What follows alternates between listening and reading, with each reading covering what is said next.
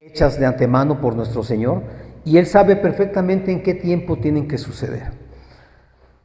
El tema de hoy es un tema que el Señor me estuvo hablando esta semana, y es acerca de los pactos, de saber y entender que Él es un Dios de pactos.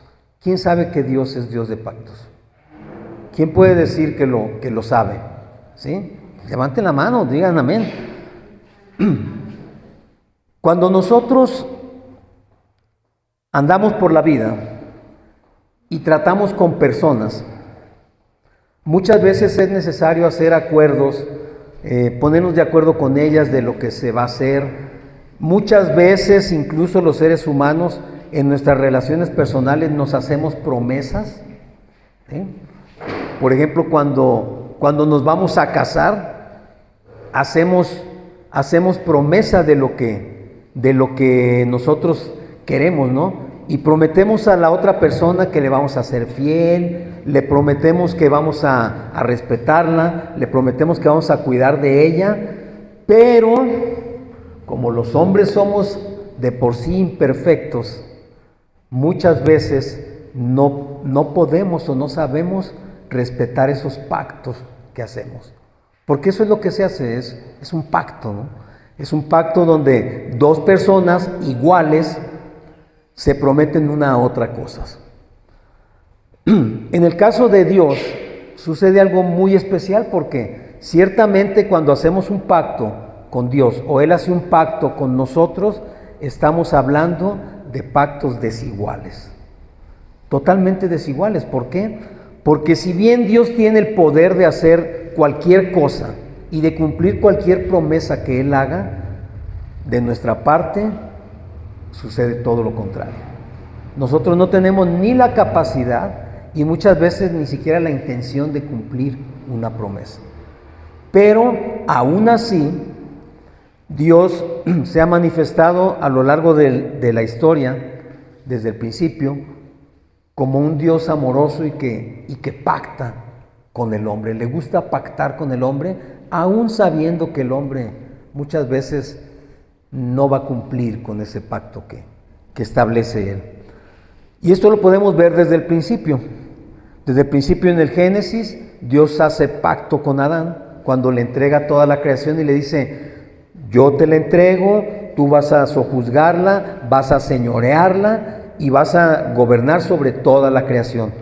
Pero solamente le puso una condición: puedes tomar todo lo que tú quieras de todos los árboles del huerto, pero del árbol que está al centro, de ese no lo vas a tocar. Y desde ahí un solo requisito le puso el Señor, y Adán no fue capaz de cumplirlo. ¿Sí? Entonces, desde ahí nosotros podemos darnos cuenta que el hombre falla constantemente en los pactos. Y dentro de todo el panorama bíblico podemos encontrar 7 pactos principales que ha hecho el Señor con el hombre. Y esos 7 pactos se puede decir que se dividen en 3 tipos. Solamente uno, que se llama condicional, es decir, es un pacto que Dios hace con el hombre, pero le pone una condición. Otros 3 que son incondicionales, es decir, son promesas que Dios hace y que las va a cumplir a pesar de que nosotros nos empeñemos en no cumplir con lo que establecimos con Él.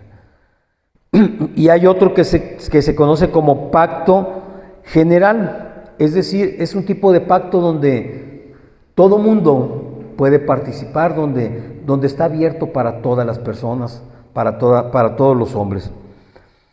Y vamos a hablar, por ejemplo, de que pactos incondicionales puede ser, por ejemplo, el pacto abrámico, el pacto davídico y el pacto palestino. Ahorita les voy a explicar en qué consiste cada uno de estos. Un pacto, digamos, incondicional puede ser condicional puede ser el adámico, el noético y el nuevo pacto. Y entonces nosotros podemos ver desde un principio en Génesis, si nos vamos por ejemplo a Génesis 6, por favor, y comenzamos desde el versículo 1.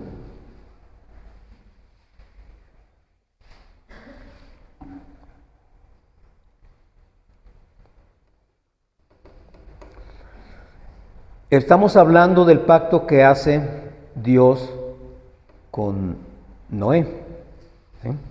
Es el pacto que se conoce como noético.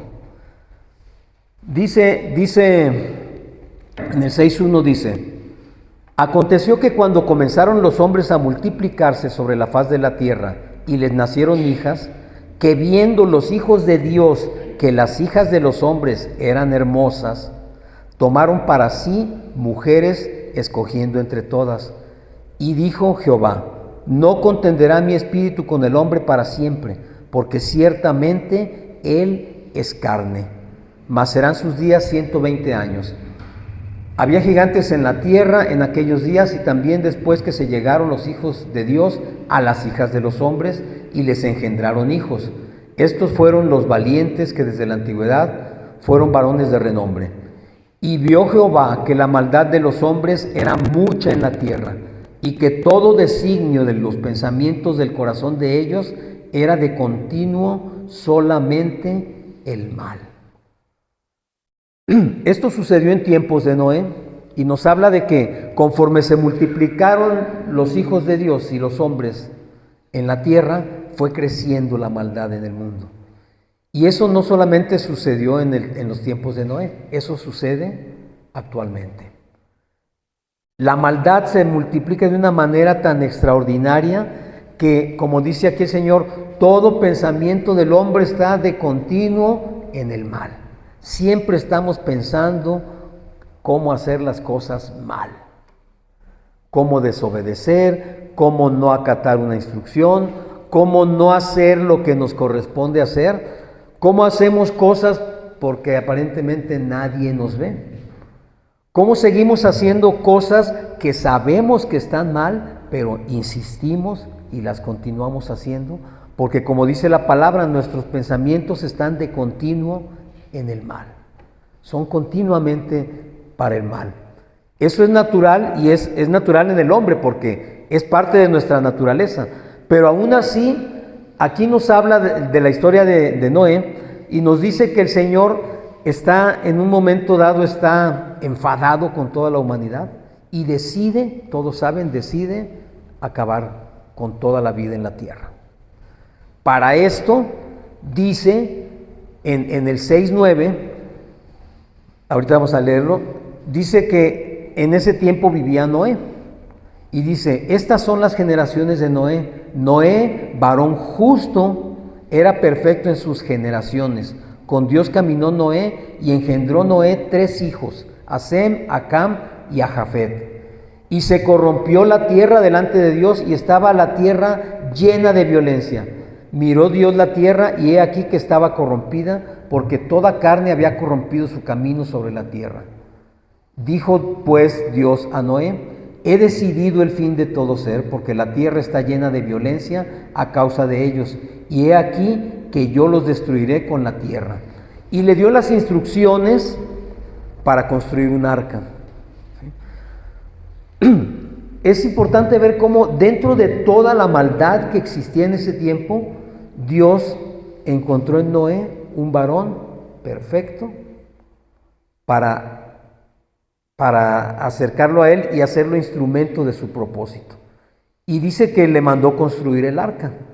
Nosotros podemos ver, si seguimos leyendo, que Noé jamás preguntó ni siquiera: oye Señor, pero ¿como para qué o qué, verdad? Yo no soy constructor de barcos, no sé lo que es eso. Yo nunca he hecho un arca. Yo no sé cómo le voy a hacer para traer los animales que tú pediste, porque el Señor le pidió que trajera una pareja de todos los animales, un macho y una hembra, ¿sí? Y dice que de los animales puros, considerados puros, eran 7 parejas de cada uno de ellos. Y aquí nos podemos dar cuenta cómo el Señor escogió perfectamente cómo iba a hacer, acabar con toda la tierra, pero lo que iba a rescatar él era perfecto. Ninguno de los animales podía ir en nones, ni ninguno de los animales podían ir del mismo sexo, ¿sí? No sé si esto les hable algo, pero ¿qué nos está diciendo el Señor? Que la situación perfecta era precisamente de parejas, macho y hembra de todos los animales. Incluso los hijos de Noé iban con sus esposas, ninguno iba solo. Es decir, eran 4 parejas, Noé y su esposa, sus 3 hijos con sus 3 esposas. ¿Por qué? Porque el Señor nos está diciendo que con ese fundamento es con el que Él iba a repoblar toda la tierra una vez que pasara lo que pasó. Una cosa interesante de esto es que Noé sigue las instrucciones que le da el Señor, construye el arca tal como el Señor se lo pidió, mete los animales en ella, sucede el diluvio y, perdón, y después de esto, de que sucedió todo el diluvio, ustedes pueden ver el libro más en su casa, se lo recomiendo si no lo han leído. Y después de esto, dice que llovió 40 días con sus noches y luego pasaron 150 días hasta que el agua fue bajando de nivel. El arca quedó asentada sobre el monte Ararat y entonces fue cuando descendieron del arca. Y el Señor hace un pacto con Noé, donde le dice que nunca más va a provocar un diluvio para acabar con la humanidad. Y el símbolo del pacto es el arco iris. Y dice, cada vez que llueva, cada vez que suban las aguas, va a aparecer este símbolo, porque eso va a significar que yo respeto mi pacto y que yo lo continúo. Perdón. Eso fue el pacto noético. Después, otro pacto significativo es el pacto abrámico. A Abraham le promete Dios que su descendencia va a ser grandísima y que todas las naciones serían bendecidas en él, en su persona. Después de ahí podemos identificar el pacto davídico. El pacto davídico se refiere al pacto que hace Dios con David y nos habla acerca del Mesías. A David le promete que enviará al Mesías a rescatar al pueblo. El pacto palestín se refiere al pacto que hace Dios con el pueblo de Israel, donde dice que a pesar de su desobediencia, a pesar de que se portan mal, a pesar de que somos unos cabezones, Él de todas maneras nos va a dispersar, pero en un momento dado nos va a reunir en la tierra prometida. Y finalmente podemos identificar el nuevo pacto. El pacto que, como el que todos sabemos, que está en la persona de Jesucristo. ¿A qué vienen todos estos pactos? Bueno, perdón, me faltó mencionar el pacto mosaico. El pacto mosaico es el único que es condicionado, y el pacto mosaico lo hace Dios con Moisés. Y ese pacto, ¿por qué se llama condicionado? Porque allí le entrega la ley a Moisés y le dice: todos los que sigan, todos los que obedezcan la ley, todos los que la guarden, van a ser bendecidos, ¿sí? Y pone también, recuerdan que pone, si tú cumples con todos mis mandamientos, vas a ser bendito tú y tu casa, tu arteza de amasar, tu entrada y tu salida, todo tu ganado, tu comida, todo va a ser bendecido. Pero si no, pues entonces viene todo lo contrario, vienen las maldiciones, ¿no? Pero Dios todavía dice: pero yo te digo que escojas lo bueno.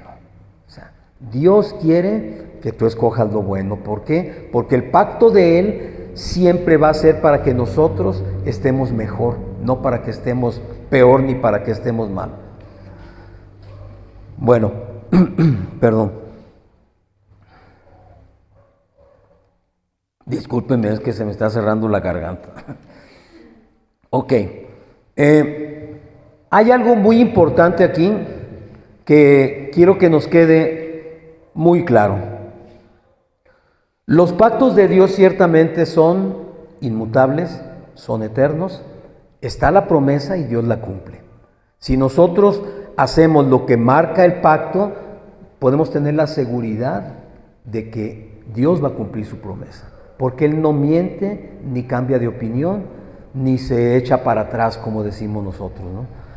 Pero algo importantísimo es que nosotros tenemos que entender que el hombre, a pesar de que conozca de Dios, a pesar de que escuche, a pesar de que estudie, a pesar de que normalmente, como decimos, lo buscamos todo el tiempo, aunque lo hagamos así, siempre estamos nosotros continuamente fallando en nuestros actos, en lo que tenemos que hacer y en lo que el Señor nos está mandando.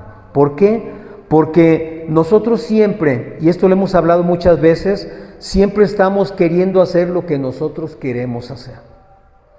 Nos cuesta mucho trabajo renunciar al control de nuestras vidas y queremos seguir haciendo lo que estamos haciendo. Aunque no nos dé ningún resultado positivo, lo volvemos a hacer e insistimos en seguir haciéndolo. Sabemos que las cosas no salen como nosotros quisiéramos que salieran, pero aún así somos necios e insistimos. Y cuando vamos a la palabra, el Señor nos dice: entrégame a mí tu vida. Pero qué trabajo nos cuesta hacer eso. Entregarle la vida al Señor nos cuesta muchísimo trabajo. En el nuevo pacto, vamos a ver Hechos 2:21. ¿Por qué nos vamos directamente al nuevo pacto? Bueno, pues porque ciertamente los pactos no se anulan. Hechos 2:21. Pero hay un pacto que se hizo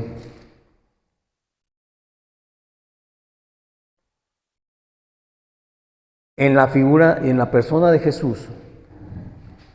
Y es que una vez que el Señor nos hace ver que nosotros no podemos cumplir con los pactos, dice: la única forma en que yo puedo cumplir mi pacto con el hombre es siendo yo mismo quien lo haga. Y en la persona de Jesús toma forma el nuevo pacto. En Hechos 2:21 dice: y todo aquel que invocar el nombre del Señor será salvo. A veces nos cuesta mucho trabajo entender que es así de fácil poder acceder a la salvación. Nada más invocando el nombre del Señor, nada más invocando el nombre de Jesús. Romanos 9, versículos 9 y 10 dice que si confesares con tu boca que Jesús es el Señor y creyeres en tu corazón que Dios le levantó de los muertos, serás salvo. Porque con el corazón se cree para justicia, pero con la boca se confiesa para salvación. Lo hemos leído muchísimas veces, lo hemos, incluso yo no dudo que incluso lo hayamos estudiado muchas veces, pero se nos olvida que con esa acción tan simple de reconocer a Jesús como tu Señor, tú estás pactando con Dios y estás entrando en ese pacto, en el nuevo pacto, en el pacto de salvación.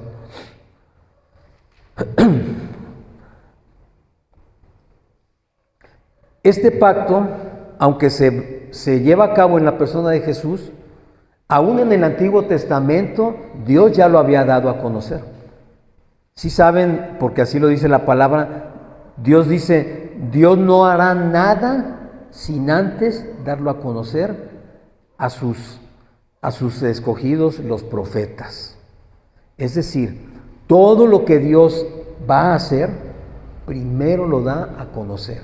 ¿Para qué? Para que todo mundo sepa que lo que va a suceder es por parte de Dios.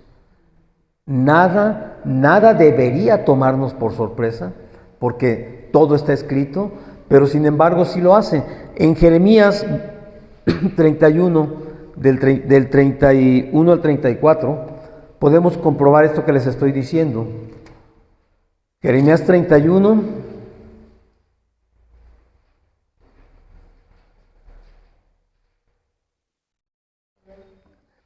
¿ya lista?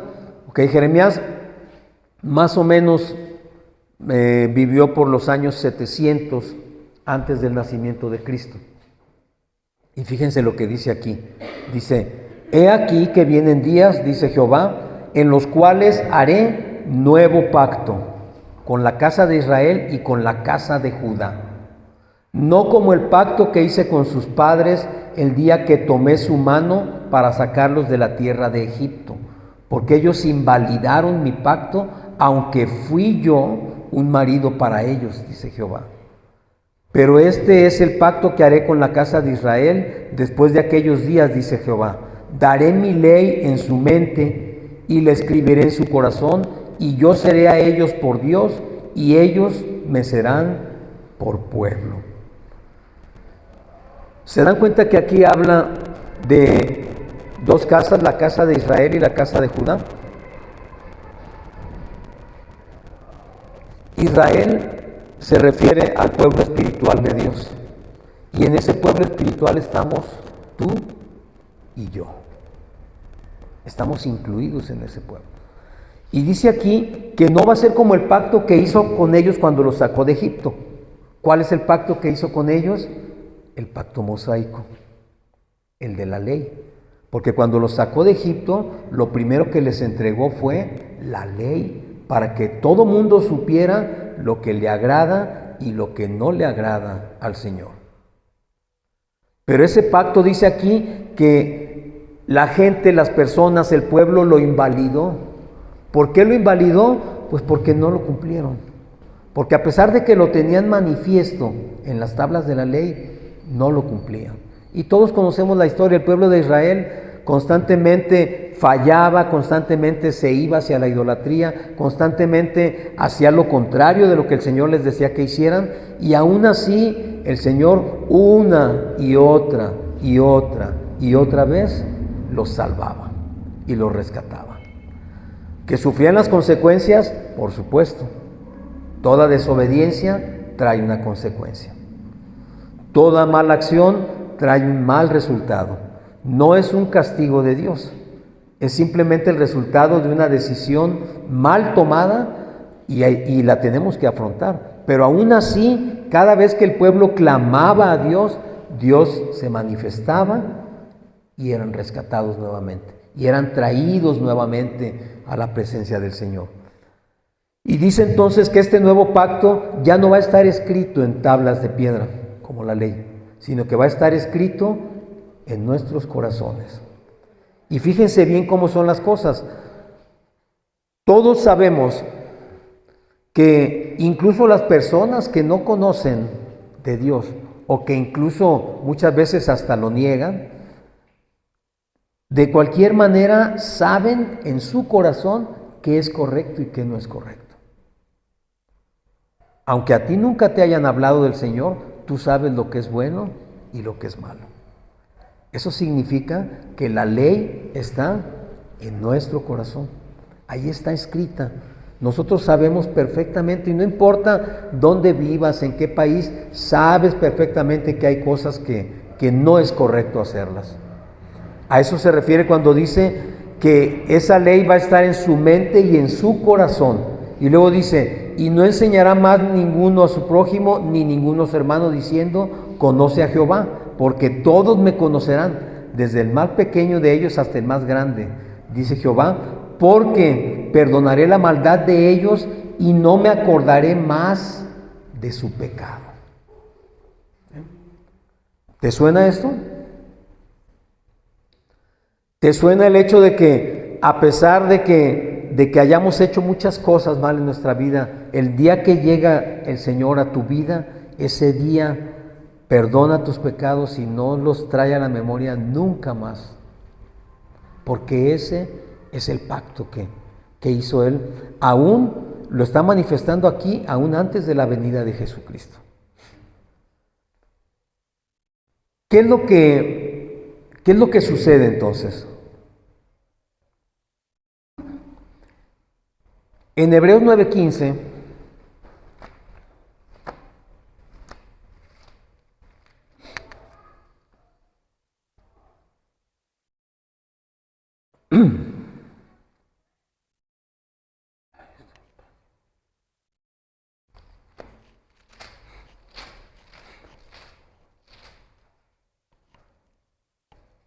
dice, aquí en Hebreos 9:15 nos habla acerca de Jesucristo. Y antes en el 13 nos habla acerca de lo que en el pacto mosaico se establece como sacrificio para cubrir los pecados del pueblo. Sí sabemos esto, ¿verdad? Se establece el sacrificio del cordero para con la sangre de las víctimas rociar y cubrir el pecado del pueblo. Y habla aquí de que la sangre de los animales pues simplemente cubre, pero no quita los pecados, ¿no? Dice, y hablando de Jesucristo, dice, así que por eso Jesucristo es mediador de un nuevo pacto, para que interviniendo muerte para la remisión de las transgresiones que había bajo el primer pacto, los llamados reciban la promesa de la herencia eterna. Porque donde hay testamento es necesario que intervenga muerte del testador, porque el testamento con la muerte se confirma, pues no es válido entre tanto que el testador vive.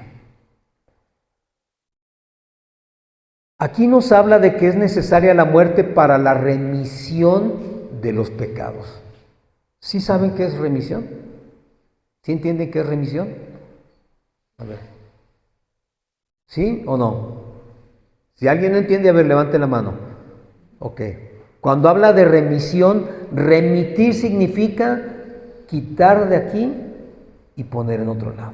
O sea, cambiar de lugar. ¿Qué significa esto? Que con Jesucristo los pecados que estaban en nosotros fueron quitados de nuestra persona y fueron puestos sobre la persona de Jesucristo. ¿Por qué? Porque para que muriera el pecado, como dice aquí, era necesario que muriera, que muriera la persona que lo estaba recibiendo, es decir, Jesucristo. ¿Para qué? Para poder recibir la herencia eterna. Esto es muy fácil de entender porque simplemente cuando una persona, ¿se han escuchado alguna vez que una persona deja un testamento? Ok. ¿El testamento cuándo se aplica? Cuando la persona muere. Por eso dice, es necesario que haya muerte para la remisión de los pecados. Es necesario que haya muerte para que la promesa o el testamento se cumpla. Por eso era necesario que Jesús muriera, para que una vez remitidos los pecados sobre la persona de Jesús, Él muriera y junto con Él murieran todos los pecados. Porque en la persona de Jesús fueron cargados todos los pecados del mundo. Por eso es que el castigo que recibió Jesús fue tremendo. Porque si imagínense el castigo que merecemos nosotros, cada uno por nuestros propios pecados, ahora cargar todo el pecado del mundo, el castigo era tremendo. O sea, el castigo que se merecía, por decir, era tremendo. Por eso es que Jesús tuvo que padecer de la manera en que padeció. Por eso es que Él tuvo que recibir todo eso sobre su persona para poder pagar por los pecados del mundo. Porque además, ni tú ni yo, por mucho que nos esforcemos, por mucho que queramos ser buenas personas, por mucho que queramos hacer las cosas bien, podríamos nunca pagar uno solo de nuestros pecados. No podríamos hacerlo. La única manera de hacerlo era remitirlos sobre la persona de Jesús, sobre el Cordero Perfecto, para que ese Cordero fuese sacrificado y pudiese pagar por el pecado que nosotros no pudimos pagar.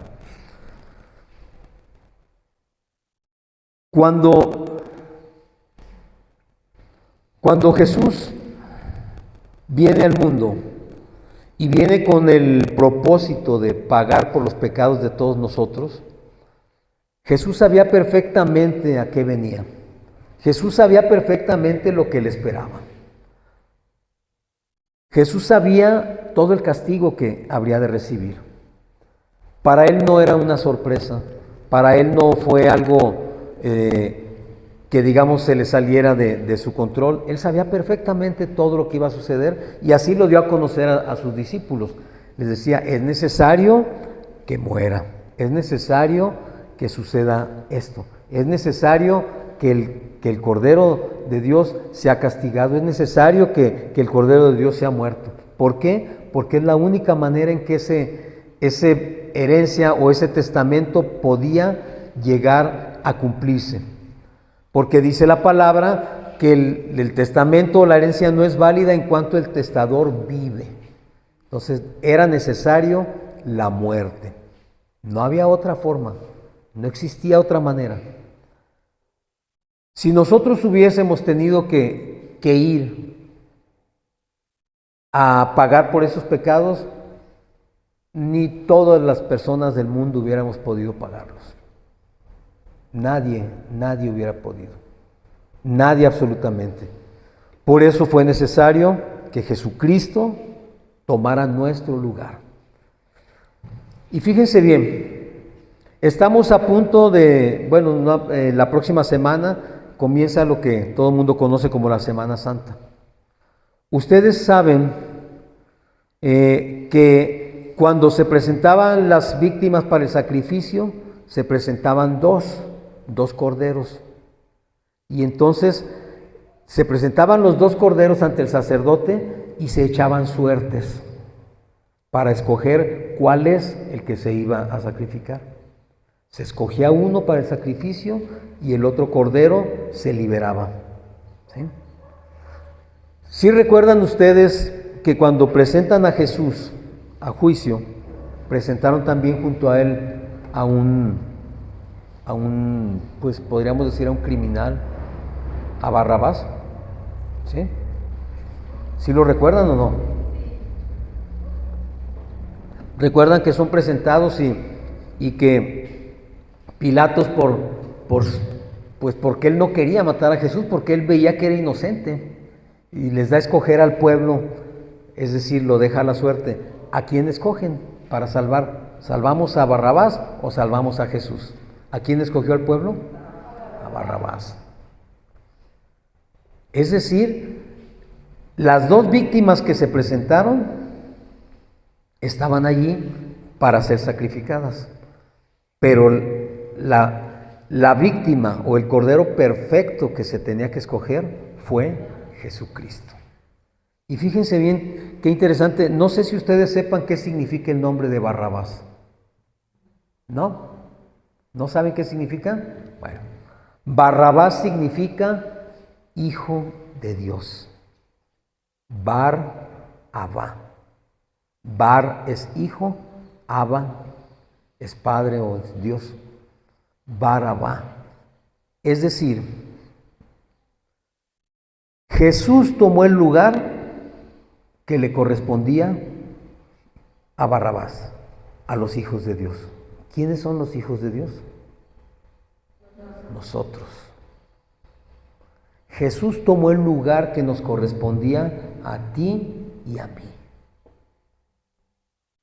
¿Te das cuenta qué tremendo? O sea, en la palabra no hay nada que esté por casualidad. Él tomó el lugar de la víctima, de a quien verdaderamente le correspondía. Porque precisamente ahí es donde se estaba estableciendo el nuevo pacto, el pacto definitivo, el pacto inquebrantable. Dice la palabra que una vez que el pacto es ratificado, nadie lo puede romper, nadie lo puede quebrantar. Y el pacto de Dios es ratificado en la persona de Jesucristo. Amén. Fíjense bien lo que dice en Mateo 26, 28. Esta parte todo el mundo la conocemos. Nos habla acerca de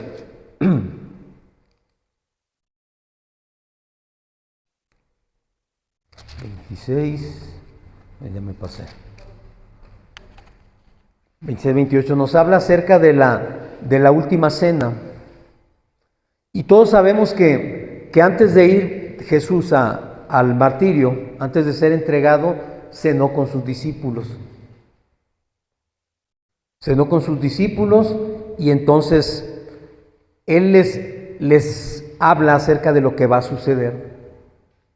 Parte el pan con ellos, cenan y llega un momento en que toman el vino. Y entonces en el 26, 28 dice, esto es mi sangre del nuevo pacto, que por muchos es derramada para remisión de los pecados. ¿Te das cuenta? Y os digo que desde ahora no beberé más de este fruto de la vid hasta aquel día en que lo beba nuevo con vosotros en el reino de mi Padre. Jesús les estaba diciendo que al ser entregado Él y al recibir todo el castigo que iba a recibir, al ir a la cruz y morir, esa sangre que Él iba a derramar era la sangre que iba a remitir los pecados, que era necesario que sucediera. Ese pacto en la sangre de Jesucristo se ratifica en su persona y se ratifica en todo lo que tuvo que él que pasar. Y entonces podemos asegurar que ese pacto que hace Dios con nosotros, a pesar de no merecerlo, es un pacto, como les dije al principio, es un pacto incondicional. ¿Por qué incondicional? Porque tú y yo podemos hacer muchas cosas para romperlo, pero una vez que el Señor ha dicho y ha hecho el pacto contigo, Él no lo va a romper jamás. Si tú has recibido al Señor, el pacto está vigente en tu persona.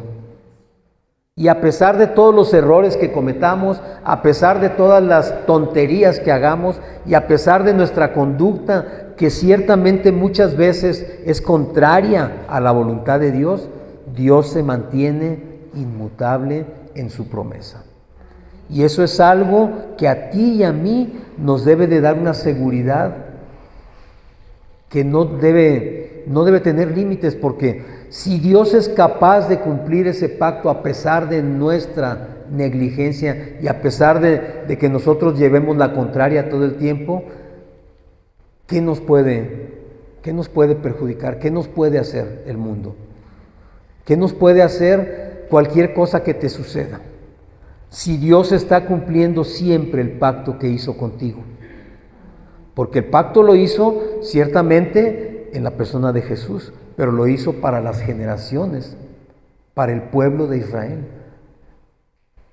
Israel y Jacob sí saben que son la misma persona. Cuando la palabra habla de Jacob, se refiere al pueblo físico, pero cuando habla de Israel, se refiere al pueblo espiritual.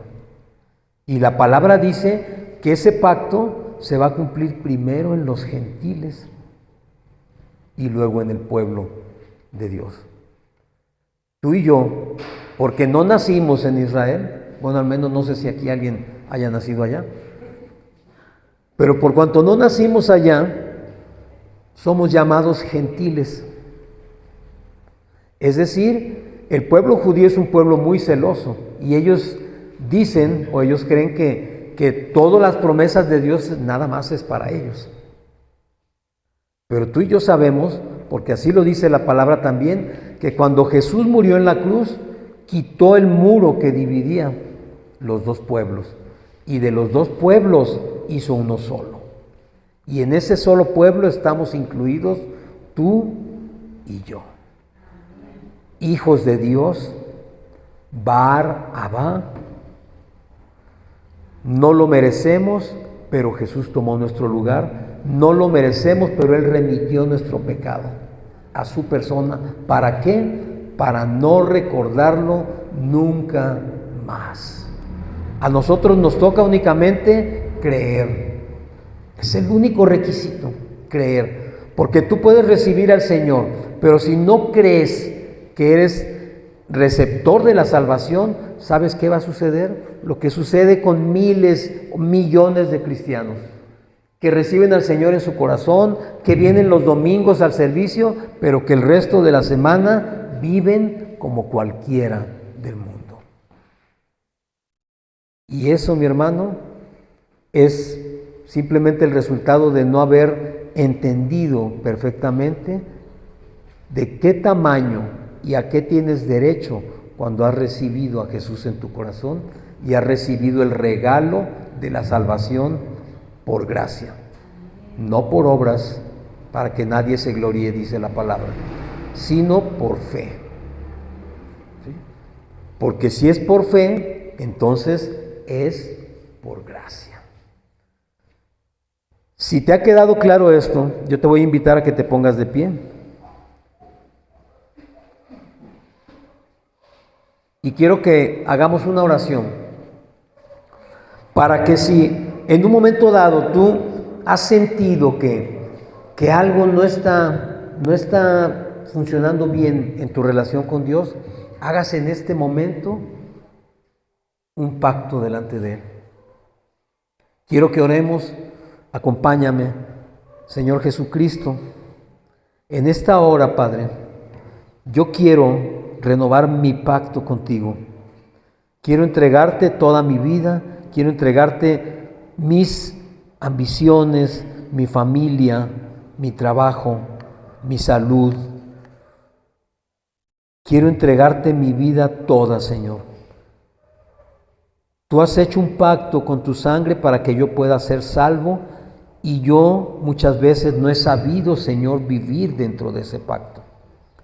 Yo te pido, Jesucristo, en este momento, que seas tú tocando mi corazón, que tu Espíritu Santo entre en mí, me redarguya y me haga entender la verdad y me haga entender todo lo que tú, Señor, quieres darme a conocer. Yo te pido, Padre precioso, que tu palabra sea rema en mi vida, que tu palabra sea obra en mi caminar de todos los días, que no sea yo, Señor, un congregante más de los domingos, que el mundo pueda ver que tú vives en mi corazón y que ahí estás en todo el tiempo, Señor, que yo no necesito nada más que a ti, Señor, que aunque no tenga las cosas que el mundo me ofrece, te tengo a ti y con eso, Señor, lo tengo todo. Gracias, Señor, porque a pesar de mi incapacidad, de mi negatividad, de mi obstinación, tú te mantienes fiel en todo momento, Señor. Y tú respaldas y respondes por ese pacto que un día has hecho conmigo.